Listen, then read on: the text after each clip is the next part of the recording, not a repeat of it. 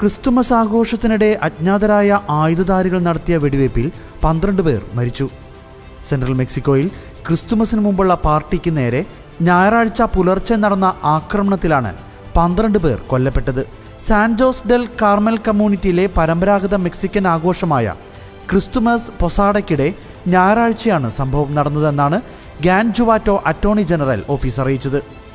സായുധരായ അക്രമധാരികളുടെ ഒരു സംഘം അപ്രതീക്ഷിതമായി എത്തി പൊസാഡയിൽ പങ്കെടുത്തവർക്ക് നേരെ വെടിയുതിർക്കുകയായിരുന്നു.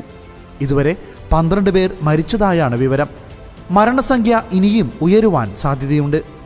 അത്യാധുനിക തോക്കുകളുമായി 6 പേർ വേദിയിലേക്ക് പ്രവേശിച്ച് പരിപാടിയിൽ തടിച്ചുകൂടിയ 100ഓളം യുവാക്കൾക്കിടയിൽ വെടിയുതിർക്കുകയായിരുന്നു. മെക്സിക്കോയിലെ ഏറ്റവും അക്രമാസക്തമായ സംസ്ഥാനങ്ങളിലൊന്നാണ് ഗ്യാൻജുവാറ്റോ. ഔദ്യോഗിക കണക്കുകൾ പ്രകാരം ഇതുവരെ മെക്സിക്കോയിൽ ഏറ്റവും കൂടുതൽ കൊലപാതകങ്ങൾ നടന്ന സംസ്ഥാനങ്ങളുടെ പട്ടികയിൽ ഈ വർഷം 1ാം സ്ഥാനത്തുള്ള ഗ്യാൻജുവാറ്റോയിൽ സമാനമായ ആക്രമണങ്ങൾ സമീപ വർഷങ്ങളിലും രേഖപ്പെടുത്തിയിട്ടുണ്ട്.